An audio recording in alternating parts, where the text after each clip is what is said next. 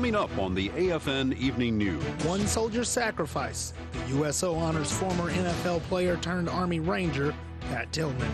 And military leaders in NATO coming together. Plus, one airman's courage and quick thinking earned him the Air Force's highest peacetime heroism award. The AFN Evening News. Real news for real people.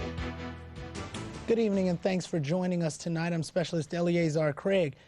The State Department is issuing a travel warning. We'll have the details on that in a moment. But first, our top story. It's official, the first democratic government in Iraq in 50 years. One of Saddam Hussein's enemies took the presidential oath yesterday and wasted no time in naming another Hussein foe as prime minister. The top priority now is to draft the country's permanent constitution and prepare groundwork for the December elections. Turning now to the war on terror, insurgent attacks continue to threaten the democracy taking hold in Iraq. Today, 4 children in Iraq died after a homemade bomb exploded in southeast Baghdad. Meanwhile, in Mosul, another bomb attack killed 3 Iraqi soldiers and injured 20 more. 7 suspected militants are now in custody. An attack on Turkish oil tankers killed one of the drivers and injured several others. And Babel police say armed men destroyed the Al-Qudir shrine in the Latifia area 35 miles south of Baghdad. The United States military has some of the most superior radar equipment in the world, and superiority has taken another step forward. Specialist Cole Ebel tells us about 2 soldiers who manage a new mobile radar system in Kuwait. Camp Buehring in Kuwait is home to the Buehring Army Airfield. The main purpose is getting pilots and their birds in and out of Iraq safely. A new mobile radar system provides the ability to quickly deploy and set up. The soldiers who operate this equipment are key to helping pilots travel safely through any type of weather. Lately, it's been a lot of rain, lightning, rain, that kind of thing, but during the summertime we'll get a lot of sandstorms. Winds can get up pretty high, and visibility can go down to virtually nothing, so a pilot can't see in front of their face really, and they rely on us to put them on the ground safely.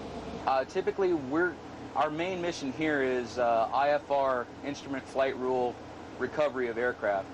They fly out, the weather gets bad, they can't see anymore, we've got to bring them in. Besides controlling the radar station, they also train soldiers headed north and teach them how to perform the job safely and efficiently. I'm responsible for the training of, the people on my shift.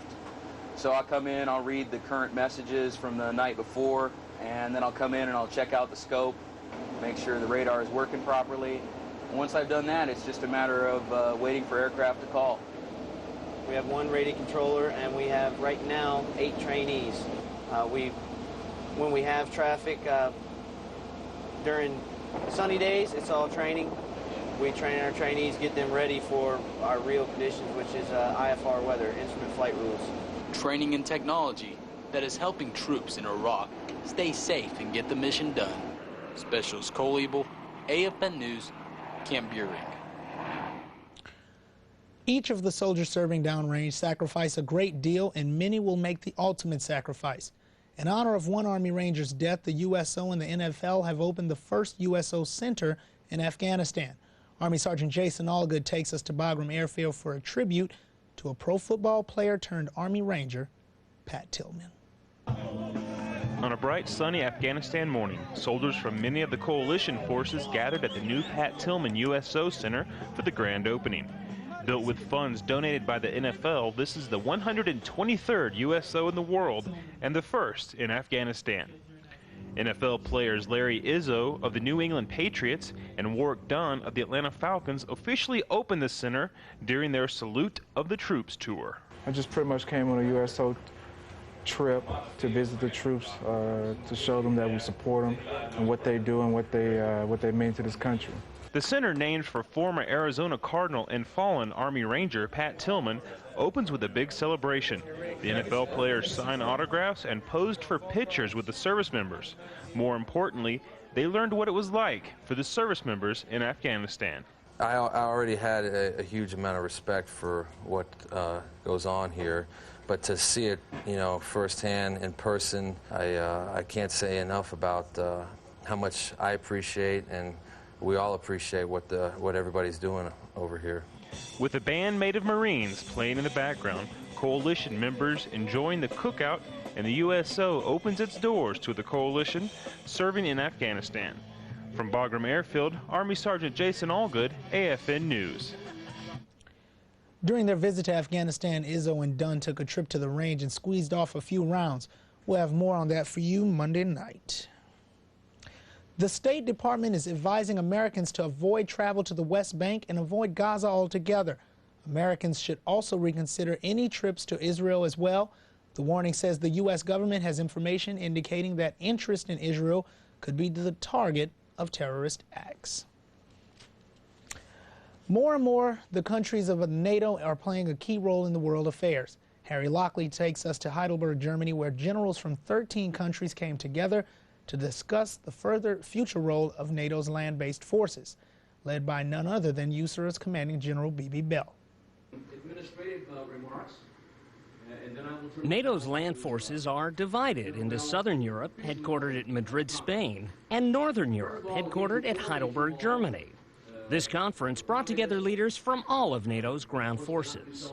This is a good chance for us to look at what are the internal requirements for NATO, how do we reach out to meet missions external to the traditional NATO boundaries, and what's our role in the future in protecting all of our nations, these 26 terrific countries that make up NATO today. Part of that protection involves becoming more expeditionary to adapt to the threats of the 21st century. In the past, we used to be a static headquarters, so we commanded basically from here or deployed to places, but then only the individuals. And as the Allied land components learn how to better deploy their headquarters in the future, input from the individual corps commanders becomes much more important at conferences like this one. In the 21st century, you rely a lot of modern technology, but nothing, in my opinion, can substitute face-to-face contact. From Heidelberg, Germany, I'm USAR's Harry Lockley, AFN News. Public opinion of the president's performance is dropping, and it's worse for Congress. An AP Ipsos poll finds the president's job approval is at 44% and disapproval at 54%. Only 37% have favorable opinion of the work of Congress. Political analysts say record high gas prices, nervousness about Social Security, and the ongoing war and the Terry Schiavo case all contribute to the slide. We're going to take a short break, but don't go away. When we come back, soldiers training for life-threatening situations, preparing for the worst. Plus, soldiers aren't the only ones training on survival skills. These spouses are roughing it while loved ones are deployed. When the AFN Evening News continues.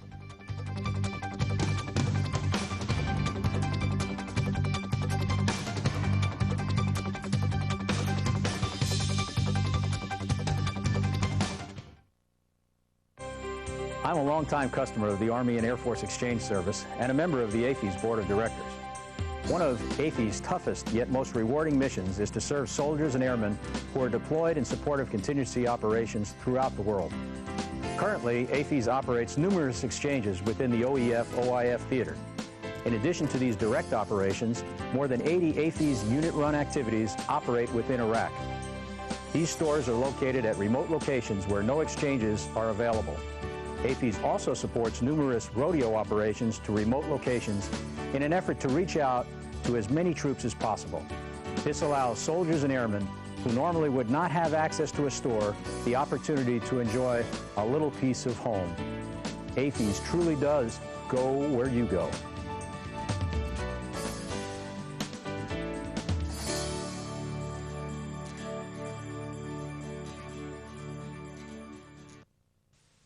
I find this a very rewarding experience because a shop as small as ours in the 104th Air Support Group, we already have a large impact contributing to the community, our services, in assisting them with matters relating to their day-to-day living. We want to make sure that they are well served and taken care of in this part of the world. Seen in 56 countries across 5 time zones, you're watching the award-winning AFN Evening News. Real people, real news. Thanks for sticking with us. One of the biggest problems facing troops in Iraq, improvised explosive devices. Specialist Xavier Bush takes us to Grafenwehr, Germany, where explosive training now could save lives down the line. One of the biggest problems in Iraq are improvised explosive devices, or IEDs. The responsibility for clearing IEDs falls on the 54th Engineers, who know the importance of removing the explosives and clearing paths.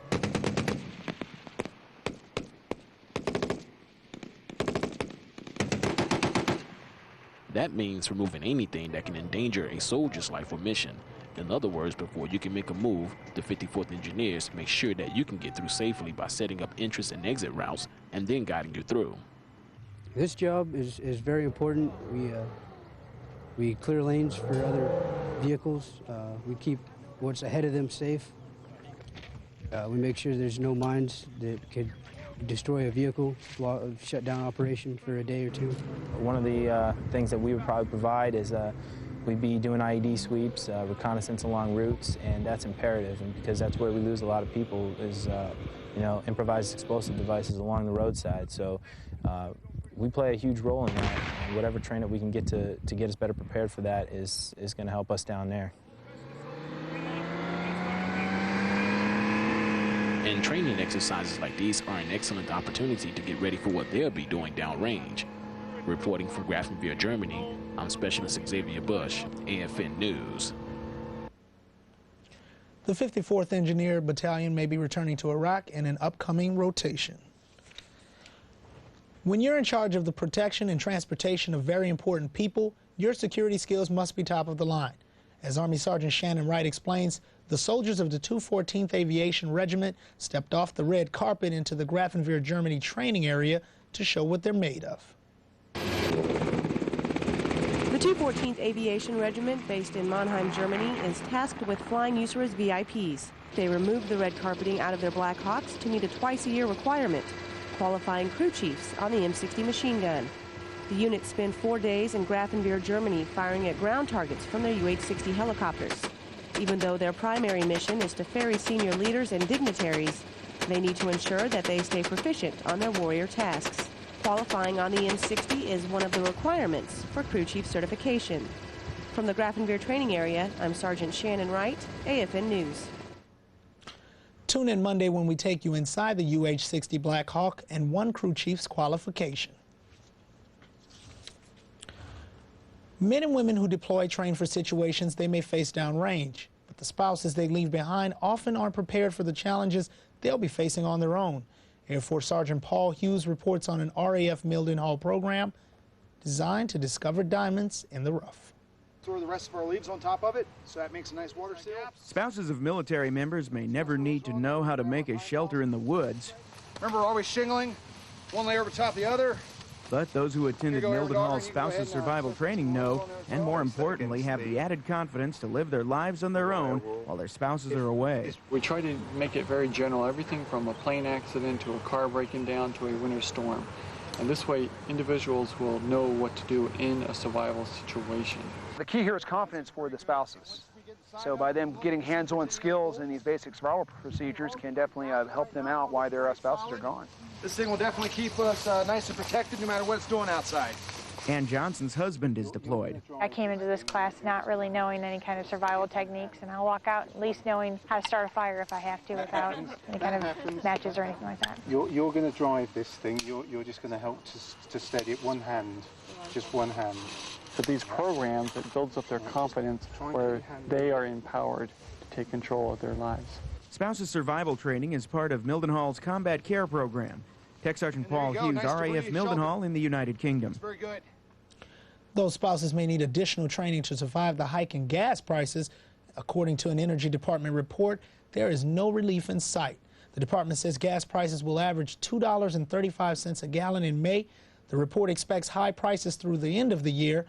AFE's prices are based on the average stateside price.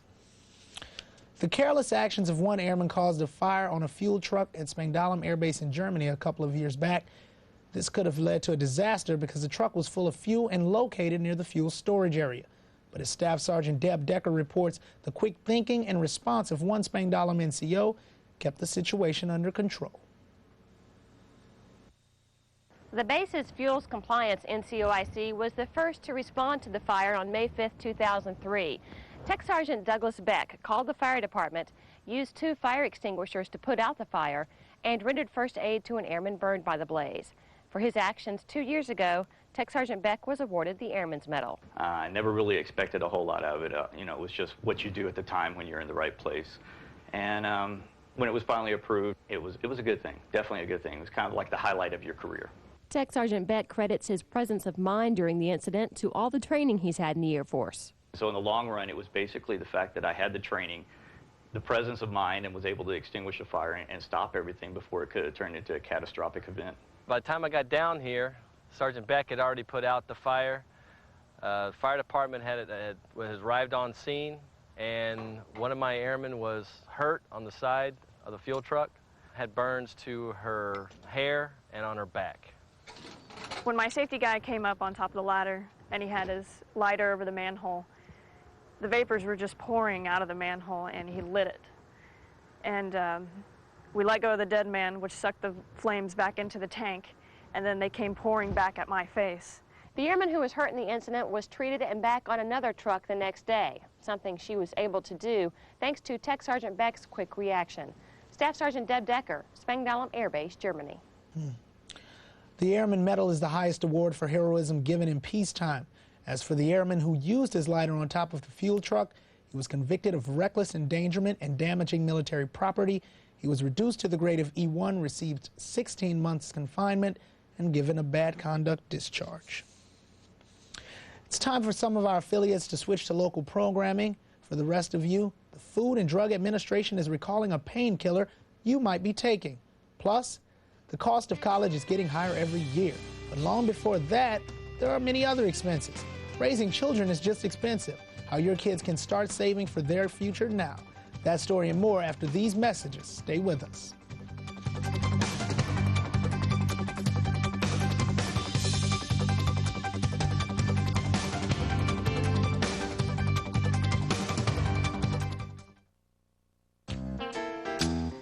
Vacuum-packed meats are a unique part of the European commissary experience. But did you ever wonder what we do to make them look this way? Or better yet, why?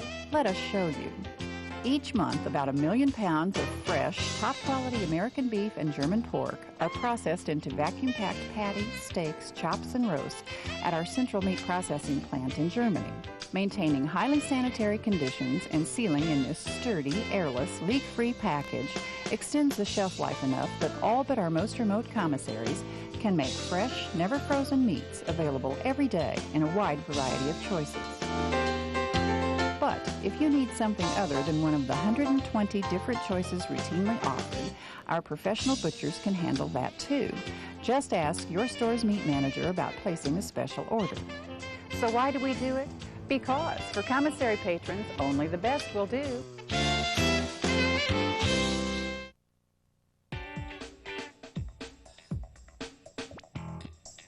Out of the last 2 years, been deployed for about 18 months, so really looking forward to getting there. There's a PX and there's a cafeteria where they can have something to eat. I'm here at the airport. I'm gonna try to get some sleep. Drink some coffee, try to stay awake.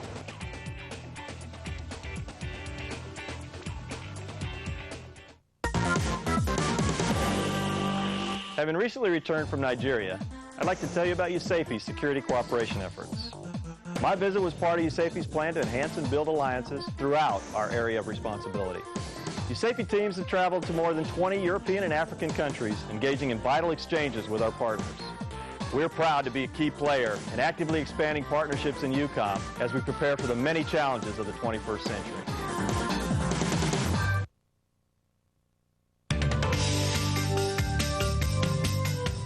As an Army family physician, when one of my patients needs specialty care on the local economy, I feel confident that they're going to receive the best possible care. Our TRICARE Preferred Provider Network colleagues meet the same requirements as our military healthcare providers. We monitor the quality of their care, and we respond to valuable feedback from our patients. When you use the host nation medical system, be assured that you will receive the same quality of care that you would receive from us. The website you've been searching for, AFNEurope.net. Get the weather and your exchange rates. Check out the latest TV and radio schedules. Listen to our radio news and watch our television stories. All at AFNEurope.net.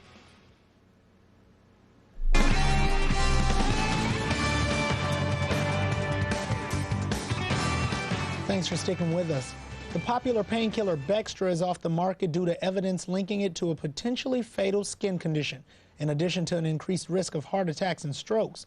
Pfizer, the drug's manufacturer, suspended sales in the U.S. and Europe at the request of government regulators. The Iron Flight competition is a challenging event between squadrons measuring strength and endurance. At the last competition on Spangdahlem Air Base in Germany, 10 squadrons came out ready to fight their way through the fatigue and trash talk. Staff Sergeant Brandon Hoyt was there to witness who triumphed and who attained the bragging rights of being Spangdahlem's fittest flight. On your marks, get set, go! The competition began with a team relay race. Each member of the 5-person team sprinted 1 lap around the Spangdahlem track. Next, the wall sit, an excruciating mental battle against pain and the shame of falling out first. The third event was the plank, also an agonizing trial of endurance, but cheering teammates helped. You keep going! You keep breathe! Almost done, Ken. Next up were the classic sit-ups and push-ups for not 1 minute, but 2. Hit him again! Hit him again! Hit him again! Lastly, the test of testosterone, the farmer's walk, a race against time while carrying 2 100-pound dumbbells. Each event had teammates yelling cheers of motivation, but does it actually help? You got it, keep breathing. Oh, definitely, definitely. It's motivation. I mean, you can't let the other person, you just can't go down. You gotta, just push yourself no matter what it takes. You gotta just keep going. And the winner of the Iron Flight competition goes to the Services Squadron. After winning the title of the Wing's fittest flight, I accused the fitness center of having an unfair advantage because they work at the gym.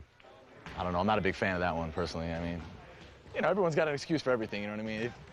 If you win, they always say you get too much gym time because you work here, blah, blah, blah, but you know what?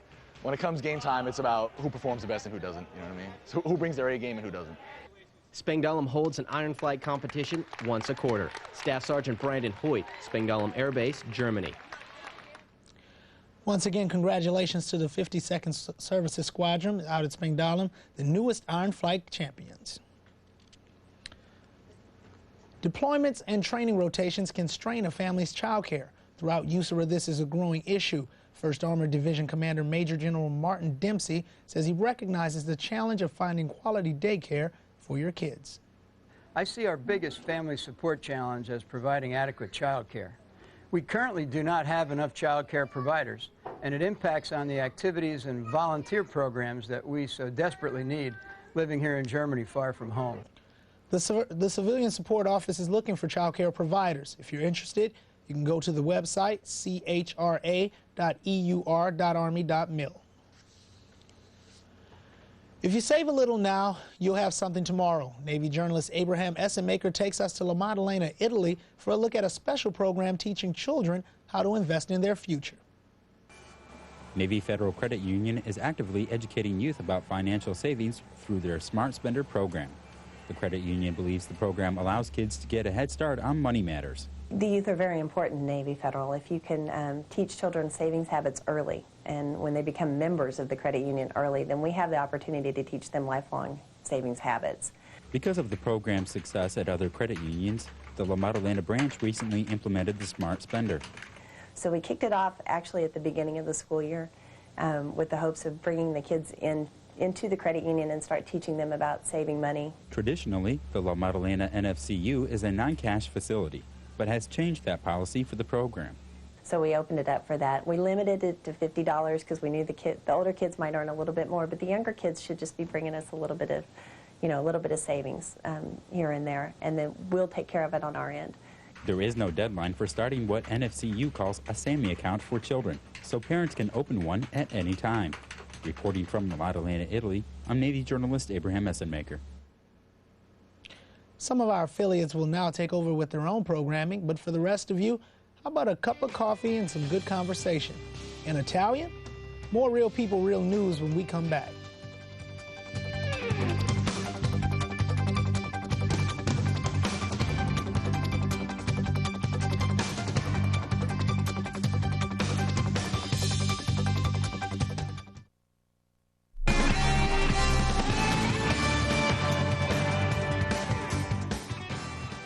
Thanks for sticking around. Living overseas, the language barrier can be one of the highest hurdles to overcome. Navy journalist Steve Weaver sits in with an intercultural group at La Maddalena, Italy, tackling the challenge with a little coffee and conversation. No, these aren't local Italians sitting down to a leisurely coffee break. These members of the La Maddalena community are taking part in the Intercultural Relations, or ICR, Italian Coffee Talk. The class was formed to give those with a basic knowledge of Italian a way to further their skills in the language.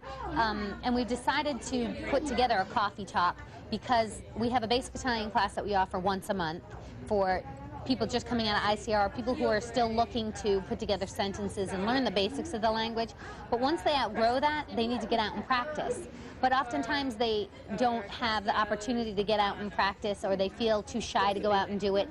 And this is a forum that's safe for them, where they have the instructors kind of there as their dictionaries or their little assistants. But in an atmosphere where they can ask questions and we can discuss things that are important to them. The class meets every Wednesday afternoon at 1 at different local establishments in La Maddalena.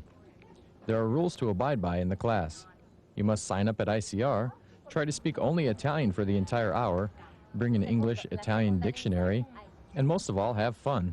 Oh, I think it's a great idea to participate in this class because it's kind of casual conversation and you have to respond in a spontaneous manner as if you were in a store talking to the owner of the shop.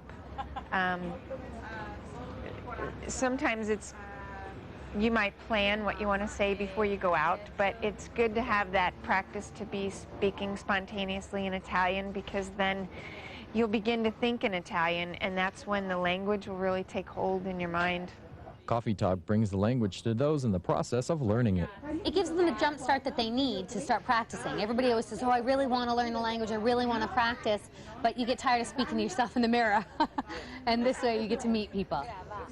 A coffee kind of gives you the idea that it's a come and go kind of thing. You don't have to enroll and do it for 8 weeks. Come 1 week. If you don't have time the next week, don't come. It's a nice social group with a laid-back, relaxed atmosphere.